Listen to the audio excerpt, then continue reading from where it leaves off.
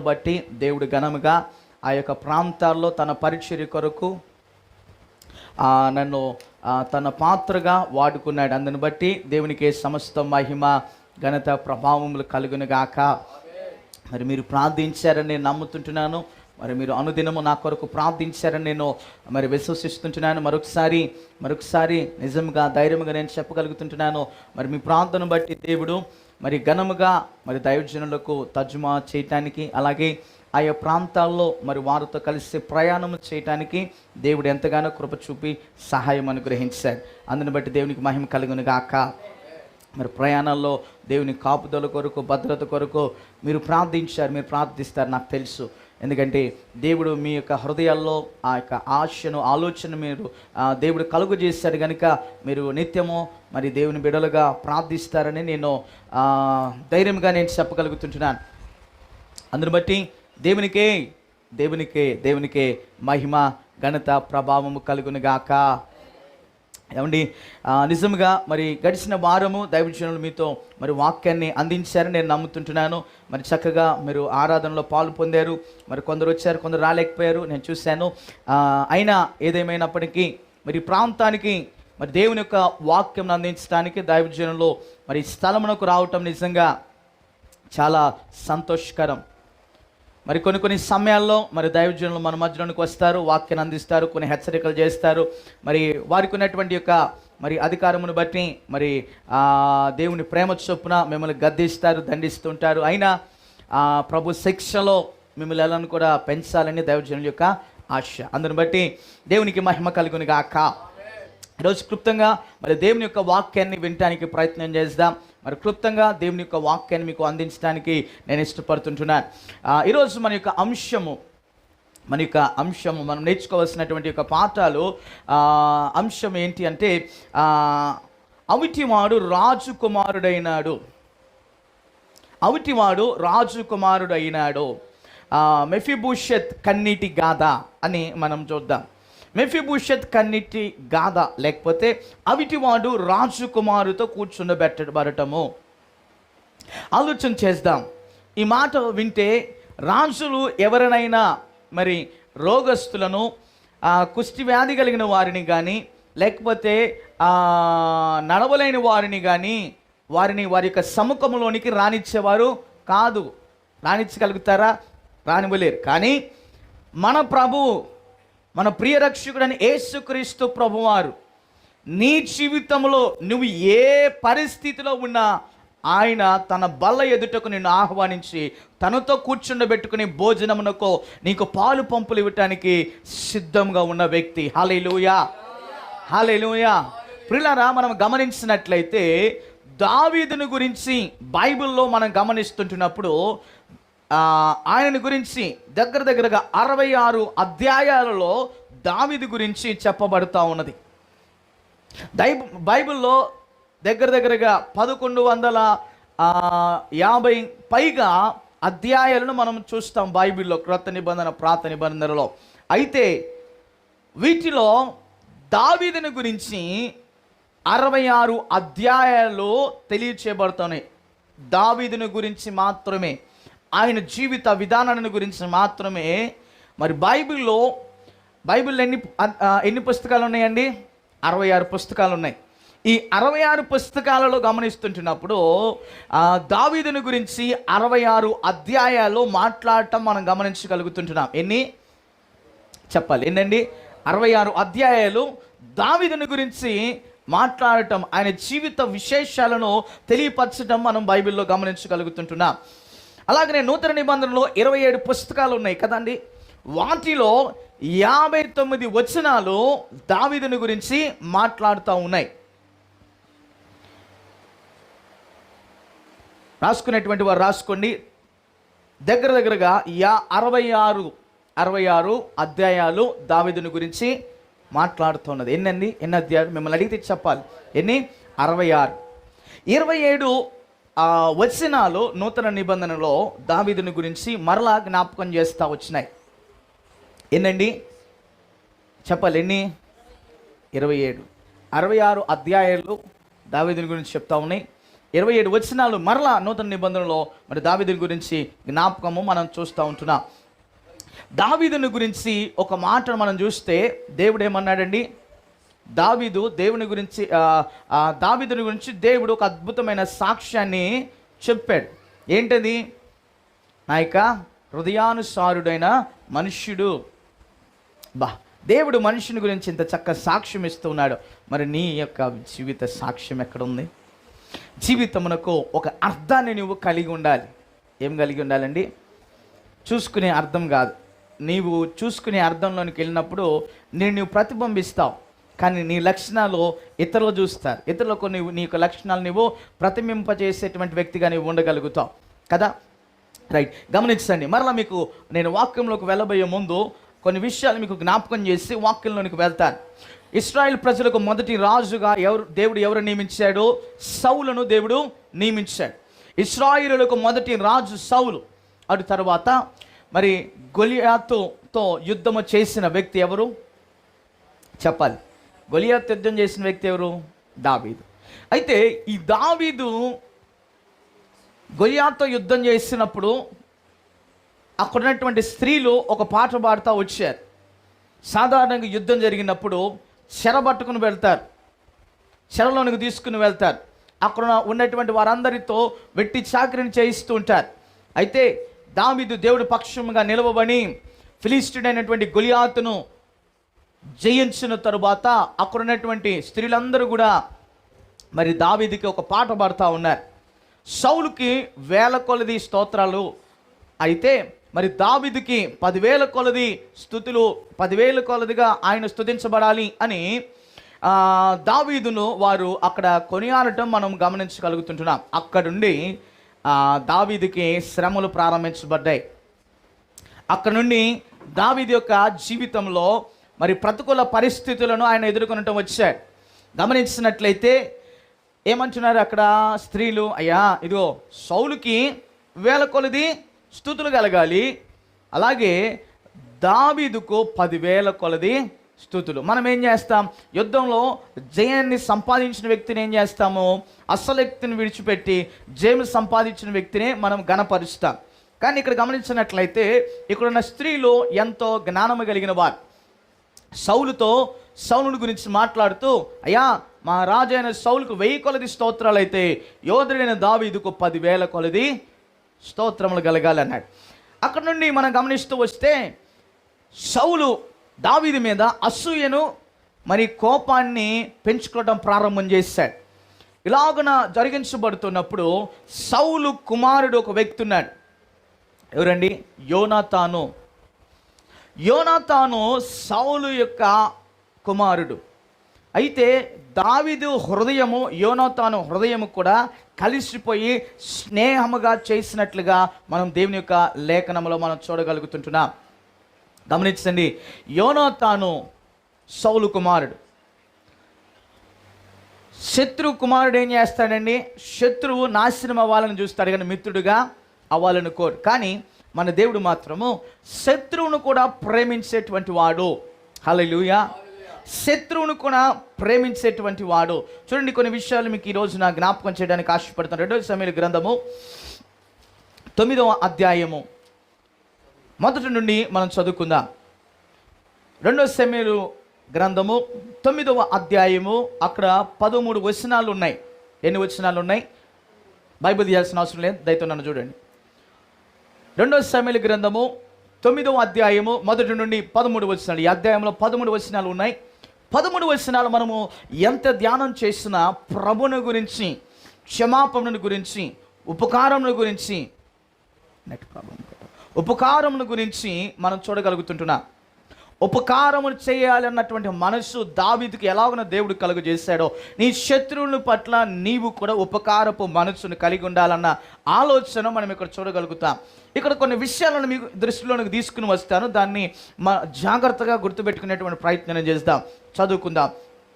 యోనాతానుని బట్టి నేను ఉపకారము చూపుటకు సౌలు కుటుంబములో ఎవడైనా కలడని దావీదు అడిగెను.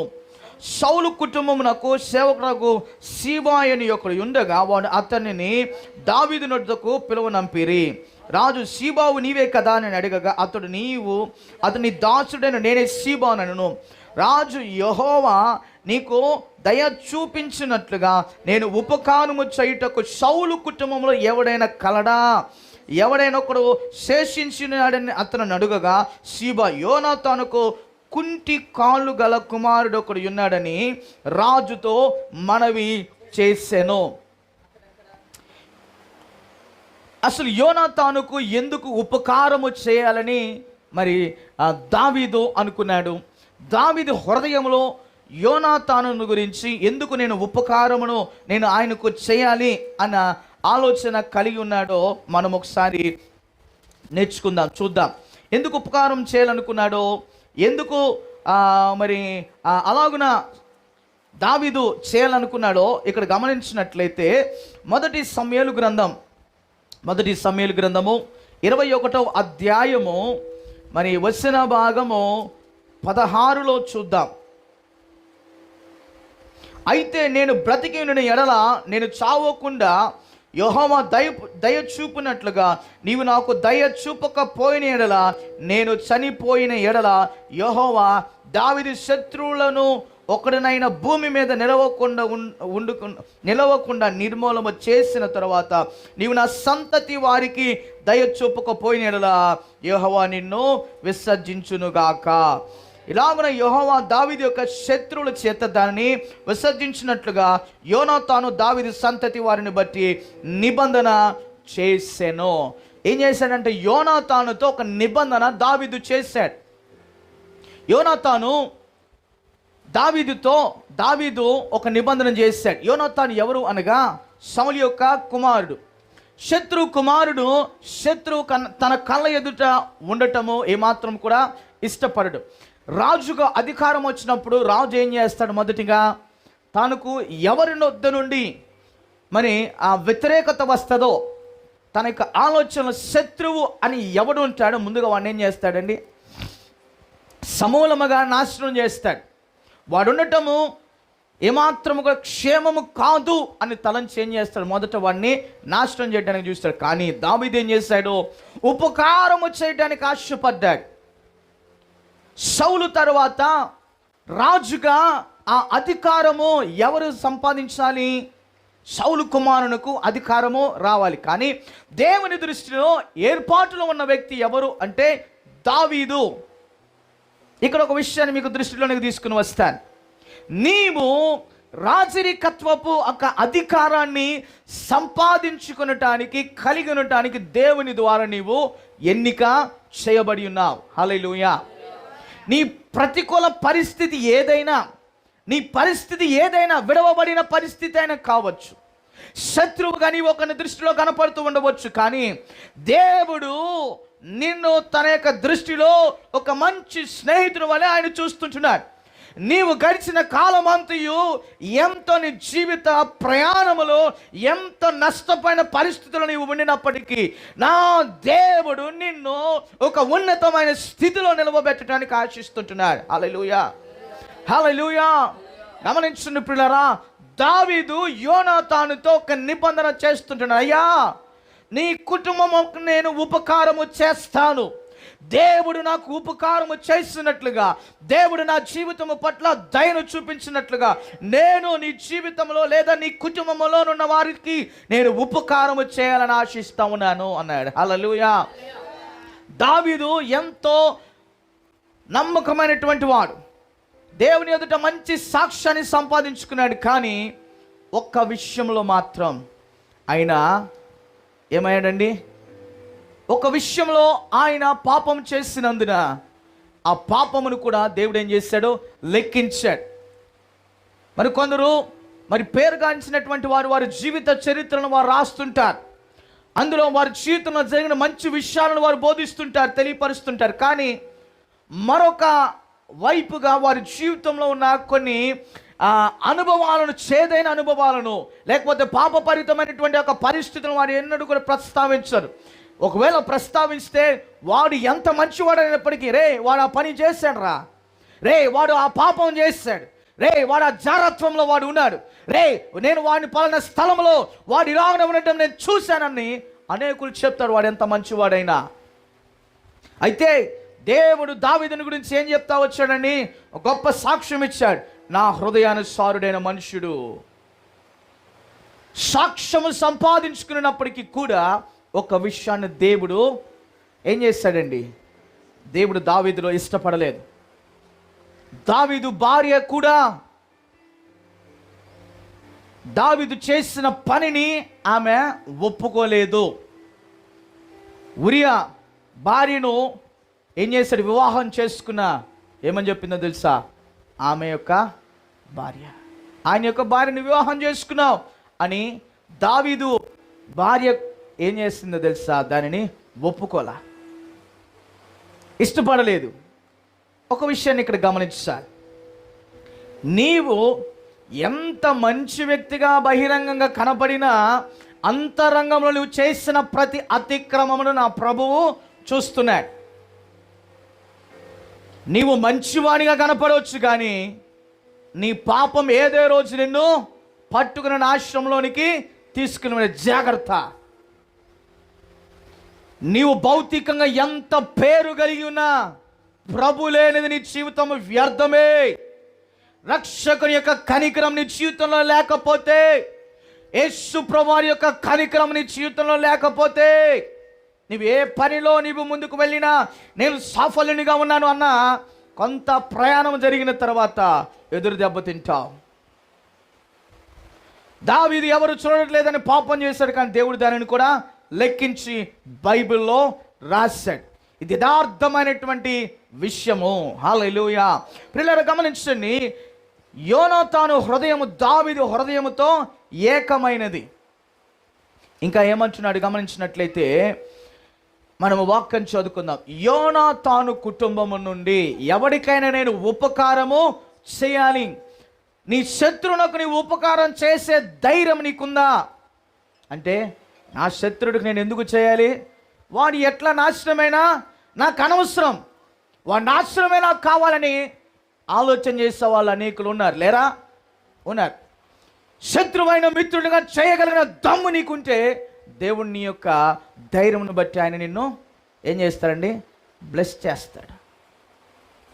దావీదును దేవుడు బహుగా ఆశీర్వదించి 8 సంవత్సరాల తర్వాత, సౌలు చనిపోయిన తర్వాత 8 సంవత్సరాలకి దేవుడు దావీదును రాజుగా నియమించాడు ఇశ్రాయేలు ప్రజల మీద. ఆ సమయంలో సౌలు కుమారుని జ్ఞాపకం చేసుకున్నాడు. సౌలు కుమారునితో చేసిన నిబంధన దావీదు జ్ఞాపకం చేసుకుని ఆలోచన చేస్తున్నాడు, అరే నేను యోనాతాను కుటుంబంలో ఎవడనున్నాడేమో వాడికి నేను మేలు చేయాలి. ఇక్కడ చూస్తే ఏమని చెప్తున్నాడు, సీబా ఆయన దగ్గరకు వచ్చి దావీదు దగ్గరకు వచ్చి, అయ్యా యోనాతాను కుటుంబంలో ఒకడు ఉన్నాడు, వాడు కుంటివాడు. వాస్తవానికి వాని పేరేంటి చెప్తారా? యోనాతాను యొక్క కుమారుని యొక్క పేరు మెఫీబోషెత్. వాడు పుట్టుకతో మంచివాడే, కుంటివాడిగా మనం ఇక్కడ ఈ వాక్యాలను చదువుకున్నాం. కానీ గమనించినట్లయితే వాడి పరిస్థితి మీకు చూపిస్తాను. ఒకసారి 9వ అధ్యాయంలోనికి వెళ్దాము. 9వ అధ్యాయంలోకి వెళ్తే, రాజుకు యెహోవా నాకు దయ చూపినట్లుగా నేను ఉపకారం చేయుటకు సౌలు కుటుంబంలో ఎవడైనా ఒకడు శేషించి ఉన్నవాడు ఉన్నాడని అడుగుగా, సీబా యోనాతానుకు కుంటి కాలు గల కుమారుడు ఒకడు ఉన్నాడని రాజుతో మనవి చేసి. హల్లెలూయా. ఏం చెప్పాడండి? రాజుతో మనవి చేశాడు. అదే 2 సమూయేలు గ్రంథం 7వ అధ్యాయంలోనికి వస్తే వాడు కుంటోడో మంచోడో మనకు అక్కడ అర్థమైంది. 2 సమూయేలు గ్రంథం 7వ అధ్యాయంలో 5వ వచనం చూద్దాం. నీవు పోయి నా సేవకుడకు దావీదు తిట్లను, యెహోవా నీకు ఆజ్ఞాపించినది ఏమనగా, నాకు నివాసముకు ఒక మందిరమును కట్టించితివా. క్షమించండి, అది కాదు. రైట్, 4వ అధ్యాయం 4వ వచనంలో చూద్దాం. సౌలు కుమారుడకు యోనాతానునకు కుంటివాడకు కుమారుడు ఒకడు ఉండేను. ఇశ్రాయేలు నుండి సౌలును గూర్చినయు యోనాతానును గూర్చినయు వర్తమానము వచ్చినప్పుడు వాడు 20 ఏళ్ళు వాడు వాని దాది వాణ్ణి ఎత్తుకొని పరుగు పారిపోగా వాడు పడి కుంటివాడాయను. వాని పేరు మెఫీబోషెత్. మెఫీబోషెత్ తాత ఎవరు? సౌలు రాజు. మెఫీబోషెత్ తండ్రి యోనాతాన్. యోనాతాను యొక్క హృదయము దావీదు హృదయముతో ఏమైందంటే ఏకము చేయబడింది. తన తండ్రి దావీదును చంపాలనుకున్నప్పుడు యోనాతాను ఆ విషయం గ్రహించి దావీదునకు క్షేమము కలుగు చేశాడు. అందును బట్టి నేను ఉపకారము చేయాలని యోనాతానుతో దావీదు ప్రమాణం చేశాడు. ఇక్కడ గమనించండి ప్రియులారా, ఇక్కడ ఈ యొక్క 9వ అధ్యాయంలో మనము కొన్ని చక్కని విషయాలు మనం చూడవచ్చు. ఏం చదువుకుంటున్నాము? కుంటి కాళ్ళు గల కుమారుడు ఒకడు ఉన్నాడు అని రాజుతో చెప్పాడు. వాడు పుట్టుకతో కుంటివాడా? కాదు. ఏమైంది? వాడు దాది పరిగెత్తుతూ ఉన్నప్పుడు వాడి చేతిలోంచి జారి కింద పడ్డాడు. వాడు కుంటోడయ్యాడు, కాళ్ళు ఇరిగిపోయింది, నడవలేని పరిస్థితి, ఏం చేతకానటువంటి పరిస్థితి. ఇంకా గమనిస్తుంటున్నప్పుడు ఒకవేళ నీ జీవితం అలా నిస్సహాయ పరిస్థితిగా కనపడవచ్చు, కానీ దేవుని బల్ల ఎదుట నీకు భోజనమును దేవుడు సిద్ధము చేస్తాడు. హల్లెలూయా. చదువుకుంటూ వెళ్ళినట్లయితే అప్పుడు రాజైన దావీదు మనుషులను పంపి లొదెబారునున్న అమీయేలు కుమారుడు మాకీరు ఇంట నుండి అతనిని రప్పించాను. సౌలు కుమారుడు యోనాతానుకు పుట్టిన మెఫీబోషెత్ దావీదునకు వచ్చి సాగిలిపడి నమస్కారము చేయగా దావీదు మెఫీబోషెత్ అని అతన్ని పిలిచినప్పుడు అతడు చిత్తగించి నీ దాసుడని నేనే అనను. అందుకు దావీదు, నీవు భయపడవద్దు, నీ తండ్రి అయిన యోనాతాను నిమిత్తము నిజముగా నేను నీకు ఉపకారము చూపి నీ పితరుడైన సౌలు భూమి అంతయు నీకు మరలా ఇప్పింతును, మరియు నీవు సదాకాలం నా బల్ల ఎదుటనే భోజనము చేయదు అని సెలవీయగా. హల్లెలూయా. నా బల్ల ఎదుట భోజనము చేసేదవు అన్నటువంటి మాటను గమనిస్తున్నప్పుడు ఈ అధ్యాయములో 4 సార్లు మనం చూస్తాం. ఎన్నిసార్లు అండి? రాజుతో ఆయన బల్ల ఎదుట కూర్చుండి భోజనము చేసే అంత గొప్ప ఆధిక్యత ఎవరికైనా వస్తే విడిచిపెడతాడా? ప్రధానితో భోజనం చేయడానికి నిన్ను పిలిస్తే ఏం చేస్తావు? అంతెందుకండి, మరి లోకల్లో ఉన్నటువంటి ఎమ్మెల్యేతో భోజనం చేయడానికి, టిఫిన్ చేయడానికి నేను రమ్మన్నానంటే ఏం చేస్తావు? అసలు ఇంక ఊరంతా ఫ్లెక్సీలు వేస్తావు. ఏమండి కదా? ఎందుకని? అదొక గొప్ప ఘనతగా నీ జీవితంలో దాన్ని భావిస్తావు. అయితే ఒక విషయం మీకు గుర్తు చేస్తా. దావీదును వంశావళిలో నుండి యేసుక్రీస్తు ప్రభువారు జన్మించాడు. ఆ ప్రభువు బల్ల ఎదుట నీవు భోజనం చేయటానికి దేవుడు నీకు అంత అధికారాన్ని, స్వేచ్ఛను దేవుడు ఇవ్వటానికి ఇష్టపడుతున్నాడు. నా అంశంలో ముఖ్య ఉపఘాతం ఏంటో తెలుసా? నా అంశంలో ఉన్నటువంటి ముఖ్య ఉద్దేశం ఏంటో తెలుసా? ప్రభు బల్ల ఎదుట నీవు ఉపకారమును కలిగిన వ్యక్తిగా, దేవుని ఉపకారం నీ జీవితంలో కలిగి ఉండి ఆయన భోజన బల్ల ఎదుట నీవు కూర్చుండి దేవునితో భోజనము చేయగలిగిన ఆధిక్యత నువ్వు సంపాదించుకున్న వ్యక్తిగా నీ జీవితంలో నీవు ఉండాలి. హల్లెలూయా, హల్లెలూయా. ఇది నా యొక్క అంశం. చివరిగా మీకు తెలియపరచాలని ఆశిస్తున్నటువంటి మాట, నా భోజనము బల్ల ఎదుట నీవు చిరకాలం నాతో నీవు ఉంటావు, నాతో నీవు భోజనమునకు కూర్చుంటావు. రాజుతో భోజనంతో కూర్చుంటాం, భోజనానికి కూర్చోవటం సామాన్యమైన విషయం కాదు. ఏమండి, రాజుతో భోజనంకు కూర్చుంటానికి సామాన్యమైన విషయమా? సామాన్యమైన విషయము కాదు. గమనించండి, ఒక 5 స్టార్ హోటల్కి వెళ్తే ఉదయకాలం బ్రేక్ఫాస్ట్కి, ఉదయకాలం అల్పాహారానికి ఇంచుమించు 50 నుండి 60 పదార్థాలు పెడతారు అక్కడ. ఎన్ని? 50 నుండి 60. నీకేం తినాలో అర్థం కాదు, నువ్వేం తినాలో కూడా నీకు అర్థం కాదు. రకరకాల ఆహార పదార్థాలు అక్కడ సిద్ధపాటు చేస్తాడు. ఎవడికి నచ్చింది వాడు తింటా ఉంటాడు. అదే రాజు బల్ల ఎదుటికి వెళ్తే ఏమవుతుంది? అసలు అవి చూస్తేనే నీకు కడుపు నిండదు, నోరు ఊరిపోద్దు, కానీ తినాలన్న ధైర్యం నువ్వు చేయలేవు కొన్ని పరిస్థితులు. కానీ గమనించండి, ఇక్కడ దావీదు ఏమంటుండో తెలుసా? యోనాతానుతో ప్రమాణం చేసినట్లుగా, అయ్యా మెఫీబోషెత్, నా భోజనపు బల్ల ఎదుట నీవు కూర్చుంటావు. నీవు దేవుని భోజనపు బల్లలో నువ్వు పాలు పంపులు కలిగి ఉండే వ్యక్తిగా ఉంటే ఎంత ధన్యమో నీ జీవితం. హల్లెలూయా. ఆ భోజనపు బల్లలో నీకు ఇచ్చేటువంటి యొక్క భోజన పదార్థములు ఎవడు ఎంత విలువ పెట్టి కొననా ఆ మాధుర్య తత్వాన్ని సంపాదించలేడు, తీసుకురాలేడు. హల్లెలూయా. అది దేవుని బట్టి నీ ఒక్కరివే సంపాదించుకొనగలుగుతావు. అది రక్షించబడినటువంటి వ్యక్తే ప్రభు బల్ల ఎదుట దేవునితో కలిసి కూర్చుండి భోజనము చేయగలిగిన ఆధిక్యతను సంపాదించుకుంటారు. హల్లెలూయా, హల్లెలూయా. పరలోక రాజ్యంలో ఎంత గొప్ప విందు జరుగుతుందో నీకు తెలుసా? ఆ విందులో నువ్వు ప్రభుతో కూర్చున్నబెట్టబడతాము. అబ్బా ఎంత ధన్యమో కదా. పెళ్ళిళ్ళకి వెళ్తాడు, ఒక్కొక్కడు ఇస్తరాకుని చూస్తే ఫస్ట్ తెల్లగా ఉంటుంది, తర్వాత ఏమైందండి కొన్ని ఆకులు చూస్తే అన్ని పదార్థాలు ఉంటాయి. ఫ్రెష్గా ఇచ్చిన ప్లేట్ చివరిలో ఫ్రెష్గా ఉంటుంది. గమనించారో లేదో? చూసారా? మీకు ఎవరన్నా తగిలేరు అట్లాంటి వాళ్ళు? మళ్ళీ రెండోసారి కూడా దాన్ని ఉపయోగించవచ్చు. అర్థమైంది నా మాట? అర్థం చేసుకోవడానికి ప్రయత్నం చేయండి. అర్థమైందా?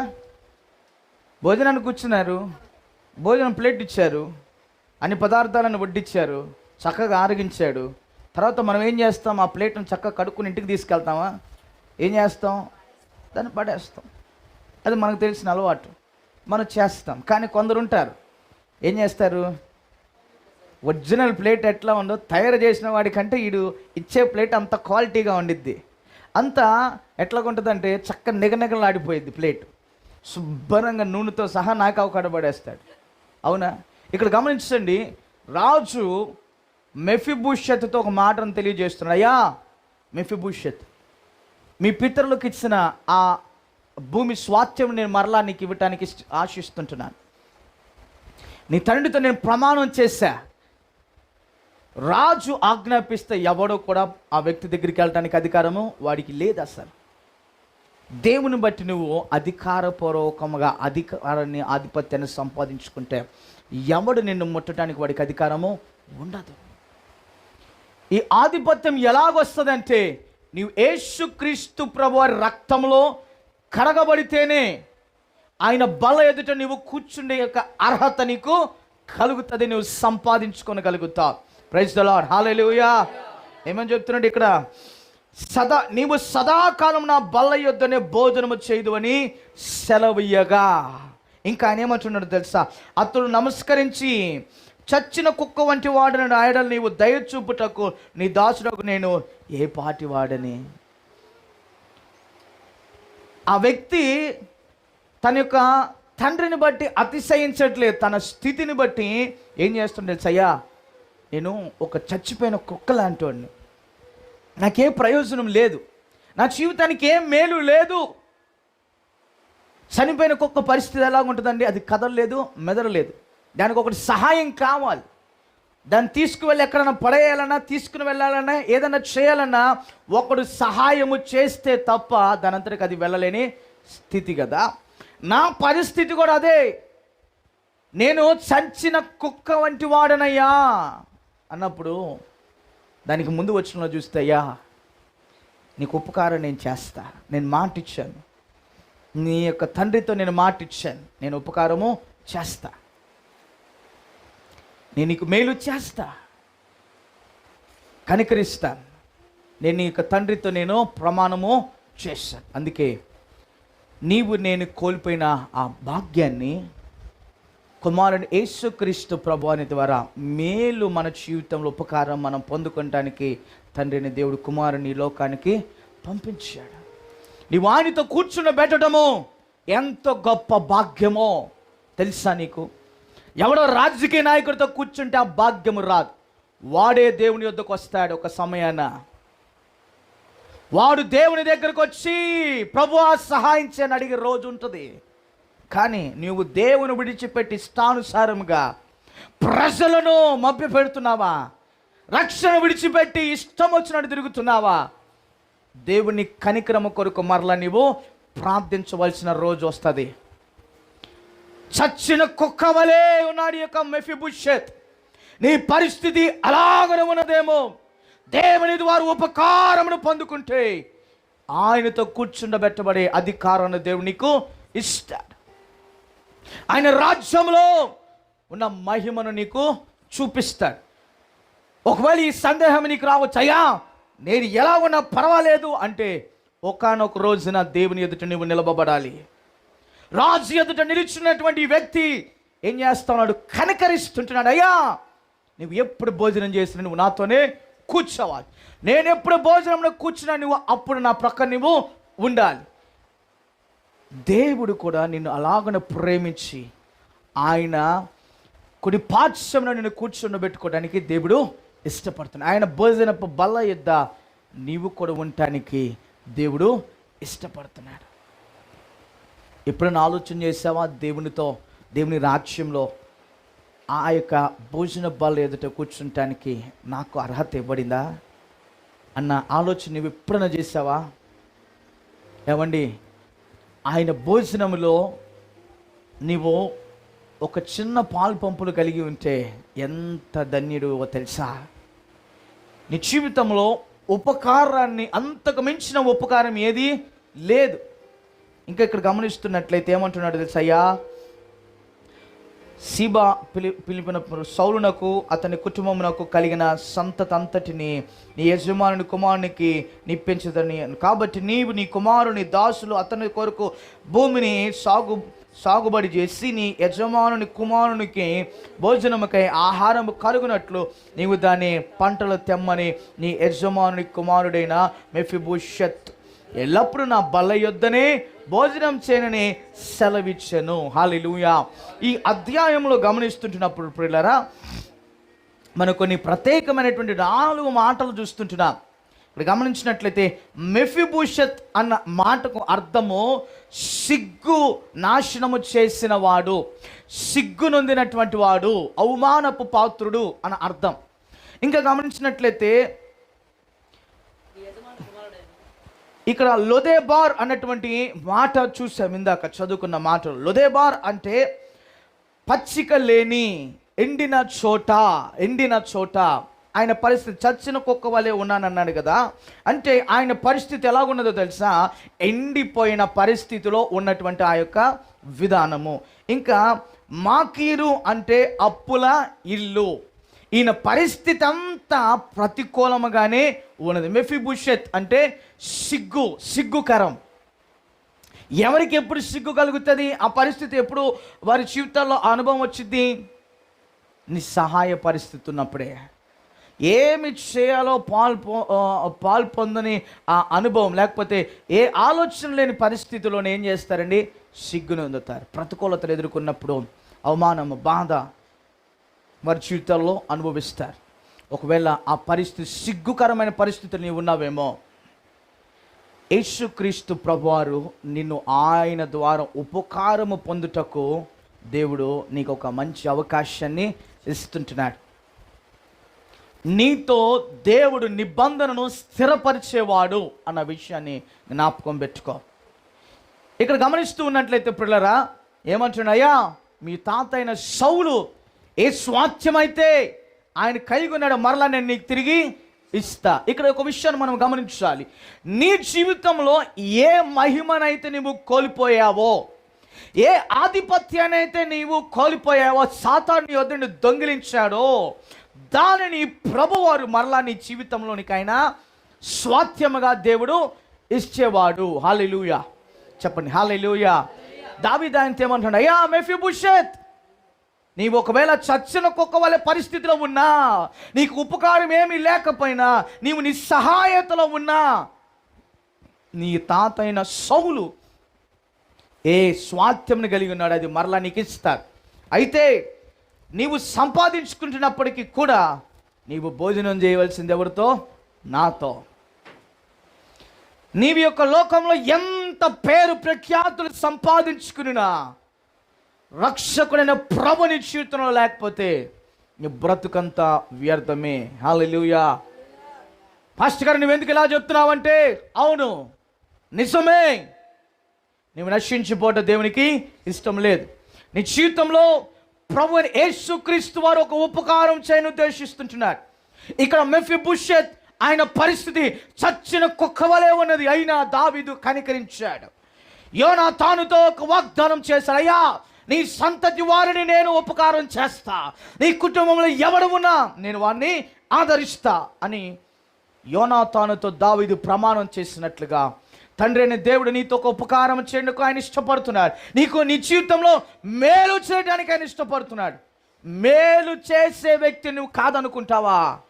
ఏమండి, కీడు చేసేవాడు వెనక పరిగెడతావా? మేలు చేయాలని, మేలు పొందాలని ఆశతో ఉంటావా? చెప్పండి, ఏం చేస్తావు? నువ్వు మేలు పొందాలనే ఆశపడతావు. నష్టపోవాలని ఎవడు ఆశించడు. కానీ అలాగున పరిగెత్తే వారి యొక్క అనుభవం గురించి ఉదయకాలం మీతో మాట్లాడుతున్నాను. ఎంతకాలం నీ జీవితంలో నష్టాన్ని, వైఫల్యాన్ని ఎదుర్కొంటావు, ప్రభువుని బట్టి నీ జీవితంలో ఒక్క పర్యాయం నువ్వు మేలును పొందుకుంటే ఎన్నడూ నా ప్రభువు నీవు విడిచిపెట్టావు. నా దేవుడు నీ జీవితంలో మేలు చేసేవాడు. నా దేవుడు నీ జీవితంలో విడుదల కలుగు చేసేవాడు. హల్లెలూయా. ఏం చేస్తున్నాడండి? రాజు చెప్తున్నాడు, దావీదు అంటున్నాడు, అయ్యా మెఫీబోషెతా, నేను ఎప్పుడు భోజనం కూర్చున్నా నా బల్ల ఎదుట నీవు ఉండాలి. లేదు రాజా, ఇప్పుడే తిన్నానంటే కుదరదు. నేను ఎప్పుడు భోజనానికి వస్తానో నువ్వు అప్పుడు రావాలి. ఆ నిస్సహాయమైన వ్యక్తికి ఎంత సహాయతను ఆ దావీదు ఇస్తూ ఉన్నాడు చూడండి. రాజుతో భోజనములకు కూర్చుండబెట్టడం అంటే అది సామాన్యమైన విషయం కాదు. ప్రియులారా, ఇక్కడ ఒక విషయాన్ని జాగ్రత్తగా గమనించు. నీవు దేవునితో భోజనమునకు కూర్చుండటం అంటే అది సామాన్యమైన విషయమో కాదు. చాలామంది ఏం చేస్తారండి, దేవుని యొక్క బలలో ఆ యొక్క భాగము లేదా పాలు పంపులకు వారు చాలామంది పర్వాలేదులే వచ్చే వారం తీసుకుందాం, పర్వాలేదులే ఆ వచ్చే నెలలో తీసుకుందాం అనుకుంటారు. నువ్వు ఎప్పుడైతే ప్రభు బల ఆరాధనలో లేకపోతే ప్రభు బలలో నువ్వు చేయించకుండా పాలు భాగస్తుకుండా ఉండకుండా ఉంటావో ఆ రోజు దేవుని ద్వారా నువ్వు చేయబడి పొందేటువంటి మేలు నీ జీవితంలో ఏం చేస్తావండి? కోల్పోతావు, చూడలేవు. రాజు ఒప్పుకుంటాడు ఆయనతో భోజనంలో కూర్చుండకపోతే? ఒప్పుకోడు. అలాగే నా ప్రభువు కూడా నువ్వు ఆయన సొత్తుగా, ఆయన ప్రజగా, ఆయన జనాంగముగా, తన రక్తం ద్వారా కడగబడి సొత్తుగా చేయబడిన నీవు ఆయనతో భోజనముకు రాకపోతే ఏమవుతుంది? దేవుడు ఎంతో బాధపడతాడు. దేవుడు ఎంతో నిరుత్సాహం చెందుతాడు. స్వాస్థ్యం నీకు ఇచ్చాడు, నీ జీవితంలో పోగొట్టుకున్నది. అయ్యా నువ్వు ఏలుబడి చేయమన్నాడు, కానీ నువ్వేం చేస్తా ఉన్నావు? దేవుని వద్దకు రావట్లేదు.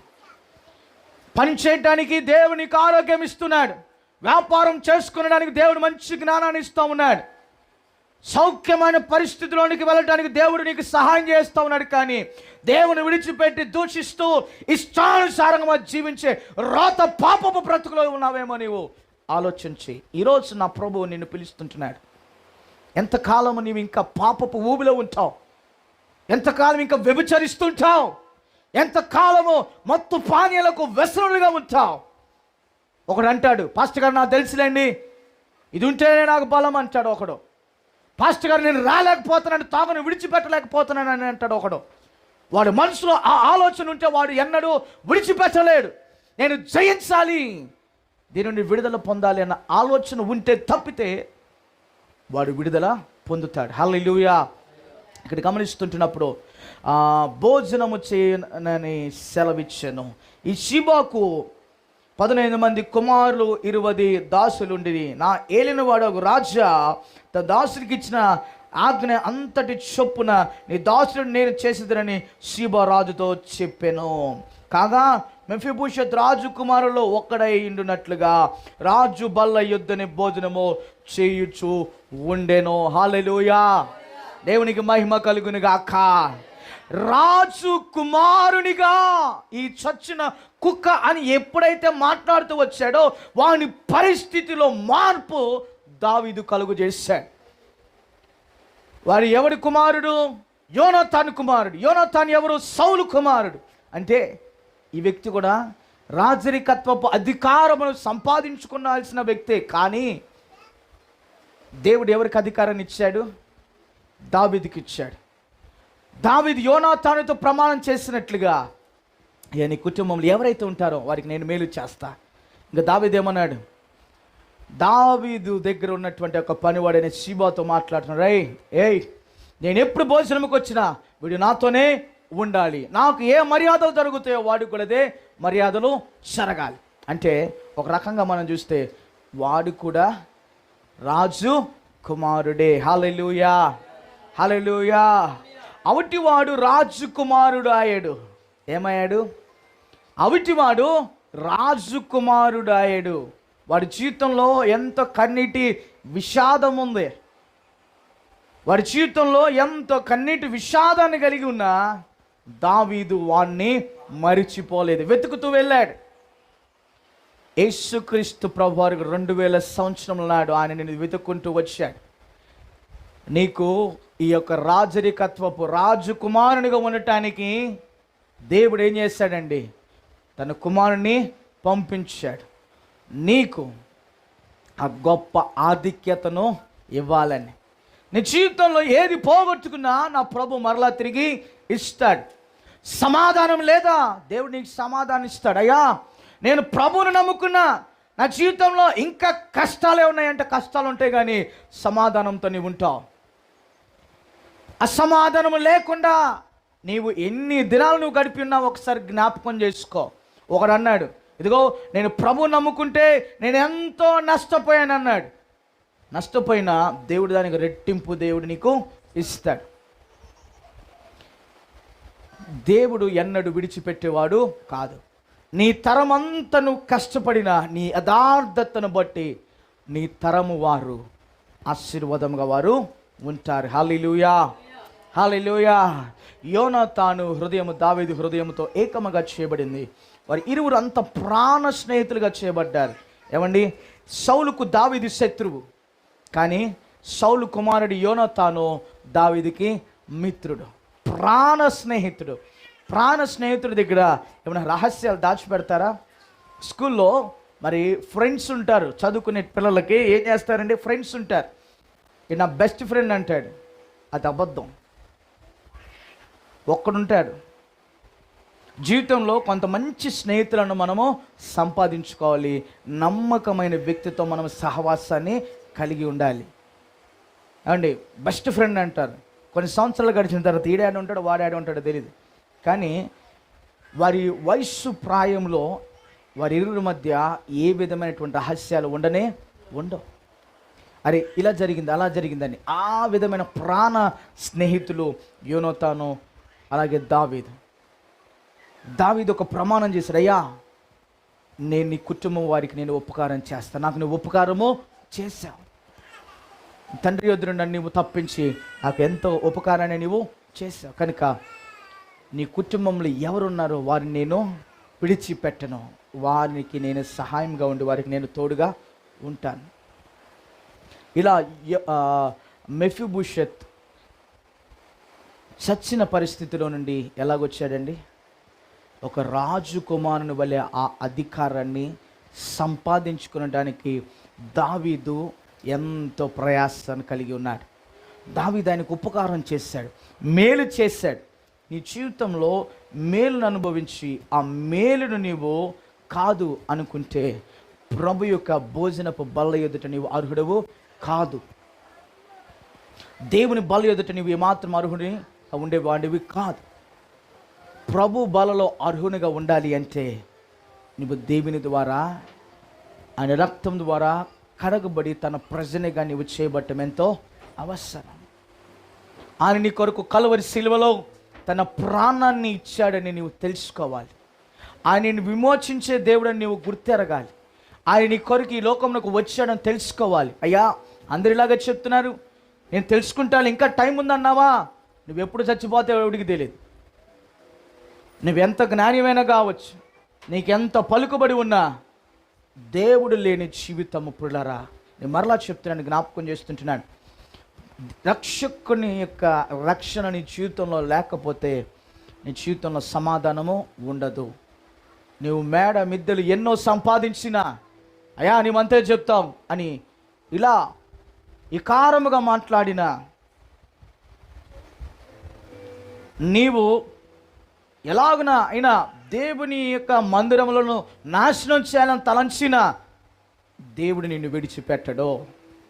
మనం చేసిన ప్రతి క్రియకు ప్రతి చర్య దేవుడు ఖచ్చితంగా చేస్తాడు. ఆ పరిస్థితి ఎందుకు అన్నా నీకు? ఆ పరిస్థితి ఎందుకు నీకు? దేవుని ప్రేమ తెలుసుకున్న నీవు రక్షణలోనికి మరలా వస్తే ఆయన క్షమించే దేవుడు. ఉపకారం నీ జీవితంలో దేవుడు చేస్తాడు. గుడ్డివాడు ఒకడు దేవుని బ్రతిమలాడాడు, దావీదు కుమారుడా నన్ను కరుణించయ్యా అన్నప్పుడు ఏం చేశాడు దేవుడు? వాడికి చూపునిచ్చాడు, వాడి మీద జాలి పడ్డాడు. దేవుడు ఈరోజు నీ మీద కూడా కనికరాన్ని చూపిస్తున్నాడు, నీకు ఉపకారం చేయని ఉద్దేశిస్తుంటున్నాడు. నీ పరిస్థితి ఏదైనా, మనుషుని కొరకు, మనుషుని యొక్క ఉపకారం కొరకు పరిగెడుతున్నావేమో, దేవుని ఉపకారం నీ జీవిత పరిస్థితిని మార్చివేసేది. దేవుని ఉపకారం నీ జీవితంలో కలిగి ఉంటే నీ ప్రతికూలతలన్నీ కూడా దేవుడు తొలగిస్తాడు. అయ్యా మాకు బాగా తెలుసులే అని అనుకున్నావా? నీ అంత దౌర్భాగ్యుడు ఎవడు కూడా లేడు. నేను చూశానయ్యా నాకు తెలుసు అన్నావా? నీ అంత దౌర్భాగ్యుడు ఎవడు కూడా లేడు. ఇంకెంతకాలం నిన్ను మోసపుచ్చుకుంటావు, నష్టపరుచుకుంటావు. దేవునికి ఉపకారం చేయడానికి ఆయన ఆశిస్తుంటున్నాడు. ఆయన ఉపకారమునకు నీవు ఎప్పుడైతే అనుమతిస్తావో ఆయన బల్ల ఎదుట నీవు ఏం చేయబడుతున్నావు? రాజకుమారుని వల్ల నువ్వు ఉంటావు. ప్రైజ్ ది లార్డ్, హల్లెలూయా. ఈ యొక్క అనుభవం నీకు కావాలి అంటే దేవుని యొద్దకు నీవు మొదట రావాలి. దావీదు దేవుని దృష్టిలో ఎంతో నమ్మకమైనటువంటి వాడు. దేవుని హృదయాన్ని ఎరిగిన వాడు దావీదు. దావీదు హృదయాన్ని ఎరిగిన వాడు కూడా దేవుడు. అలాగే యోనతాను హృదయము, దావీదు హృదయము రెండు కూడా ఏమైనాయండి? వారిరువురు కూడా ఏక మనస్సు కలిగిన వ్యక్తులుగా వారు ఉన్నారు. నీవు దేవుడు ఇద్దరు ఏక మనస్సు కలిగిన వ్యక్తులుగా ఉంటే ఎంత అద్భుతంగా ఉంటుంది. ప్రతిదీ దేవుడు నీకు తెలియపరుస్తాడు, ప్రతి విషయం దేవుడు నీకు బోధిస్తాడు. నువ్వు ఎలాగుండాలి, ఎలాగ నడిపించబడాలో దేవుడు నీకు సహాయం చేస్తాడు. ప్రియులారా, చీకటి సిగ్గు పరిస్థితి నుండి రాజకుమారు ఆ అధికారంలోనికి ఏం చేస్తాడు? దావీదు ఆయన కూర్చోబెట్టాడు. ఆయన పేరుకున్న అర్హత ఏంటో తెలుసా? సిగ్గు కలిగినటువంటి ఒక వ్యక్తి, సిగ్గు మారినవాడు, సిగ్గు అవమానము ఆయన పేరుకు అర్థం. కానీ దావీదు ఏం చేశాడు? రాజకుమారునికి వచ్చేటువంటి అధికారాన్ని ఇచ్చాడు. అంత భాగ్యాన్ని నా ప్రభు నీకు ఉదయకాలం ఇవ్వటానికి ఇష్టపడుతున్నాడు. నీ ఒక్క పర్యాయము నీవు దేవుని యొక్క ఉపకారంకు నీవు లోపరుచుకున్నట్లయితే, నువ్వు సమర్పించుకోవడానికి ఇష్టపడితే, ఆయన నీ జీవితంలో చేర్చుకోవడానికి ఇష్టపడితే, నీ జీవితం ఇక ముందు గతించినటువంటి విధానంలో ఇక ముందు నీ జీవితం అలాగనా ఉండదు. మార్పును నీవు నీ జీవితంలో చూస్తావు. అలాగన దేవుడు నీకు, నాకు, మళ్ళీ కూడా ఈ ప్రాంతంలో ఈ ఉదయకాలం ఈ వర్తమానమైన ప్రతి ఒక్కరి జీవితాల్లో దేవుడు ఘనమైన కార్యము జరిగించునుగాక. ప్రియులారా, వర్తమానమైన నీవు అయ్యా నాకు ఈ ప్రభు కావాలి, నేను ఆయన ద్వారా మేలు నా జీవితంలో పొందాలి అని అనుకుంటున్నావా? ఈ ప్రార్థన మాతో చేయవలసిందిగా ప్రభు పేట మీకు తెలియపరుస్తున్నా. పరిశుద్ధమైన తండ్రి, ప్రేమ కలిగిన యేసయ్య నీకు వందనాలు. నా పాప స్థితి నేను ఒప్పుకుంటున్నాను. ఈ రోజున నీకు ఆధిపత్యం, నాకు నీకు అధికారముకు నేను లోబడుతూ నా హృదయం మొదలు నేను విశ్వసిస్తుంటున్నాను. నా నోటి ద్వారా నేను ఒప్పుకుంటున్నాను. నాకు సహాయం చేయి. మేలు నా జీవితంలో జరిగించు. అద్భుతమైన కార్యం నా జీవితంలో జరిగించు. ఇక నుండి నా జీవితంలో నీవే ప్రభుగా, రాజుగా నేను నీకు అంగీకరిస్తుంటున్నాను. నన్ను నువ్వు అంగీకరించని, నా స్థితిని మార్పు నువ్వు కలుగు చేయమని నీకు వందనాలు తెలియచేస్తూ యేసు నామములో ప్రార్థిస్తున్నాం తండ్రి.